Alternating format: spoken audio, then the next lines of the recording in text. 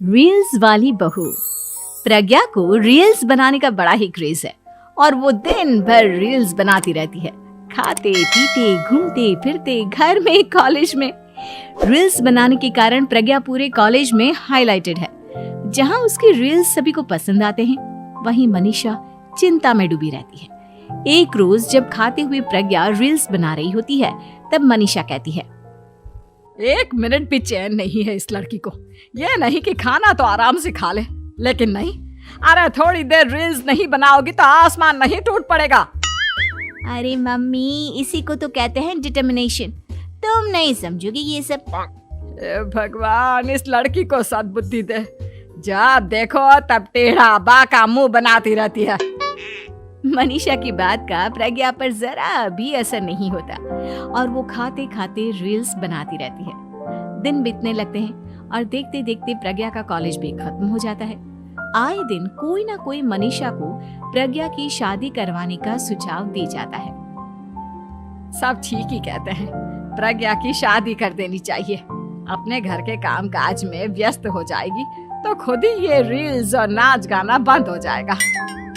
मनीषा और प्रेम प्रज्ञा के लिए एक अच्छा लड़का ढूंढने लगते हैं और तभी विकी का रिश्ता प्रज्ञा के लिए आता है, जिसने प्रज्ञा को उसकी रील्स देखकर पसंद कर लिया था। अगले दिन विकी अपने माता पिता के साथ प्रज्ञा के घर पहुंच जाता है और प्रज्ञा साड़ी पहने हाथों में चाय की ट्रे लिए उनके सामने आती है। जब विकी को पसंद है तो हमें भी बहू पसंद है। बहन जी, आप बारात की तैयारी कीजिए। एक बार लड़का लड़की अकेले में बात कर ले तो अच्छा रहेगा।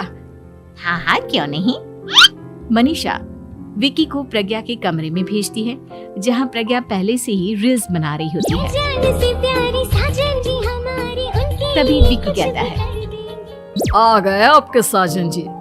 हमारे साथ ये रील्स कंप्लीट करती तो और भी अच्छा रहता। अच्छा जी, अब आ ही गए हैं तो बना ही लेती हूँ आपके साथ। दोनों मिलकर रील्स बनाते हैं। जब वी मीट और तुरंत पोस्ट भी कर देते हैं। फिर विकी कहता है, जब आप साड़ी में चाय लेकर आए तब मुझे लगा कि कहीं मैं गलत घर में तो नहीं आ गया। अब सही है। दोनों की शादी पक्की हो जाती है और शादी के दिन भी प्रज्ञा रील्स बनाने से चूकती नहीं।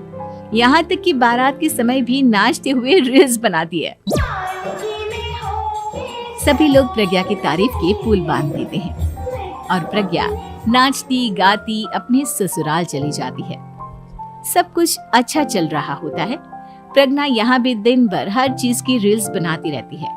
लेकिन कुछ दिनों के बाद जब सुनीता कहती है, बहू, ये रील्स के साथ साथ कुछ काम भी कर लिया करो। वैसे तुझे और क्या क्या बनाना आता है? मम्मी जी, वैसे तो सब कहते हैं कि मैं सब कुछ अच्छा बनाती हूँ, लेकिन मुझे लगता है कि मैं मैगी अच्छा बना लेती हूँ। हाँ, कॉफी भी अच्छा बना लेती हूँ और मुंह तो सबसे अच्छा बना लेती हूँ। हैं? अच्छा अच्छा। सुनीता अपना माथा पकड़ लेती है और कहती है, बहू, कुछ खाना बनाना भी सीख लेती। मम्मी जी, मैं लंबी प्लानिंग कर रही हूँ। जल्दी ही मैं इतनी फेमस हो जाऊंगी कि मुझे पैसे मिलने लगेंगे। हम दोनों सास बहू राज करेंगे, राज नौकर काम करेंगे और लोगों की तो लाइन लगेगी हमसे मिलने के लिए। तेरा दिमाग खराब हो गया है क्या बहू? हंसी मजाक तक ठीक है, लेकिन इस तरह घर नहीं चलते। जितना जल्दी हो इस घर के तौर तरीकों को सीख लो। प्रज्ञा मुंह घुमाकर चली जाती है और तुरंत उसी वक्त एक रील बनाती है। ये देख सुनीता का गुस्सा 7वें आसमान पर चला जाता है और विकी के घर आती ही सुनीता उसे सब कुछ बताती है। विकी भी अब प्रज्ञा की इन हरकतों से परेशान हो जाता है। तुम टेंशन मत लो मम्मा, मैं देख लूंगा। विकी कमरे में जाता है तो देखता है कि प्रज्ञा रील्स बना रही है। विकी बड़े ही प्यार से प्रज्ञा से कहता है, प्रज्ञा, इन सब के लिए मैं तुम्हें मना नहीं कर रहा हूँ, लेकिन फिर भी हर वक्त तो ये अच्छा नहीं लगता ना। समझने की कोशिश करो, मुझे भी तुम्हारा थोड़ा वक्त चाहिए। मैं जब ऑफिस से आता हूँ तो मुझे समय देने की जगह इसी में लगी रहती हूँ। तुम ज्यादा ही सोच रहे हो। तुम भी मेरे साथ रील्स बनाओ ना, तुम्हें भी बहुत अच्छा लगेगा। तुम्हें इज्जत से कोई बात समझ में नहीं आती क्या? दिमाग खराब हो गया है तुम्हारा इस चकाचौंध से। अगर तुमने अपना रवैया नहीं बदला तो मैं तुमसे दूर चला जाऊंगा। तुम ही रिश्ता लेकर आए थे, मुझे लड़कों की कमी नहीं थी और ना आज है। विकी दरवाजा पटककर चला जाता है। धीरे धीरे विकी प्रज्ञा से दूर होता जाता है। एक रोज मनीषा प्रज्ञा के ससुराल उससे मिलने जाती है। तब सुनीता उससे कहती है, बहन जी, अब आई हैं तो कुछ दिन यहाँ रहकर जाइएगा, आप ही का घर है। हाँ मम्मी, बहुत दिन हो गए तुम्हारे साथ एक भी रील नहीं बनाई मैंने। प्रज्ञा तुरंत अपने फोन में रील्स ऑन कर लेती है। ये सब मुझसे नहीं होता। तेरा ये भूत अभी तक नहीं उतरा क्या? बहन जी, आप कुछ कहती नहीं क्या इसे? जब आप ही कुछ नहीं कर पाई तो मैं कर ही क्या सकती हूँ। सास तो वैसी ही बदनाम है। शाम को घर की लाइट चली जाती है और मनीषा प्रज्ञा से कहती है, मेरे घुटनों में बहुत दर्द हो रहा है, तू लाइट का कुछ इंतजाम करना बेटा। अच्छा, कैंडल जला देती हूँ मम्मा। प्रज्ञा गाते हुए कैंडल जलाती है और खिड़की के पर्दे के पास रख देती है। मनीषा, जिसे बहुत दर्द हो रहा है, वो सो जाती है और प्रज्ञा हमेशा की तरह अपने रील्स में लग जाती है। उधर कैंडल की वजह से पर्दा आग पकड़ लेता है और मनीषा के कमरे में आग लग जाती है। बचाओ, कोई है, बचाओ। सभी भागते हैं और विकी कमरे की आग बुझाने में लग जाता है, लेकिन तब तक मनीषा आधी जल चुकी थी। मनीषा की हालत देख प्रज्ञा रोने लगती है। विकी मनीषा को तुरंत हॉस्पिटल ले जाता है और उसे एडमिट कराता है।